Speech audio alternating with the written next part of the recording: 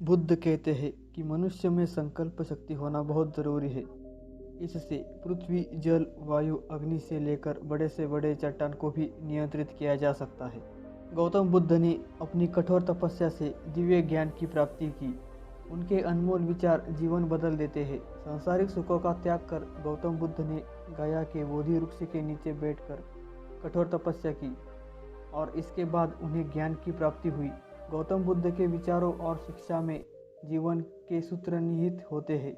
एक बार भगवान गौतम बुद्ध अपने शिष्य के साथ एक पर्वतीय स्थल पर ठहरे हुए थे।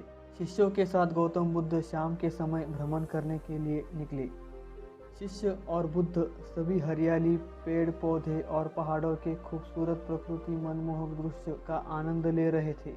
तभी विशाल और मजबूत चट्टानों को देख शिष्य के मन में उत्सुकता जागी और उसने गौतम बुद्ध से पूछा कि इन चट्टानों में तो किसी का शासन नहीं होगा, क्योंकि ये अटल, अविचल और कठोर है। शिष्य का सवाल सुनकर गौतम बुद्ध बोले, बिल्कुल नहीं, इन शक्तिशाली, अविचल और अटल चट्टानों पर भी किसी का शासन है और वह है लोहा।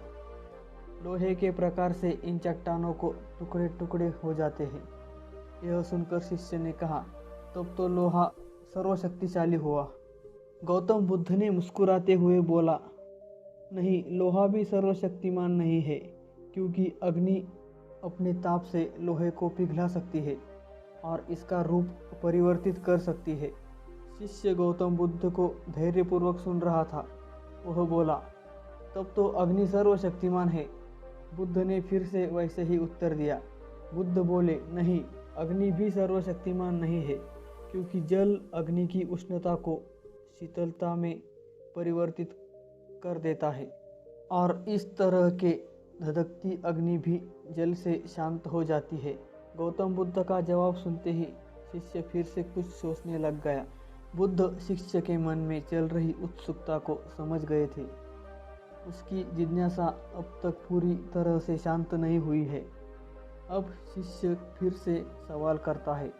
इससे पहले गौतम बुद्ध ने उत्तर दिया कि वायु का वेग जल की दिशा को बदल देता है। शिष्य कुछ कहता इससे पहले गौतम बुद्ध ने कहा कि अब तुम कहोगे कि तब तो वायु सबसे शक्तिशाली है, लेकिन नहीं, वायु भी सबसे शक्तिशाली नहीं है।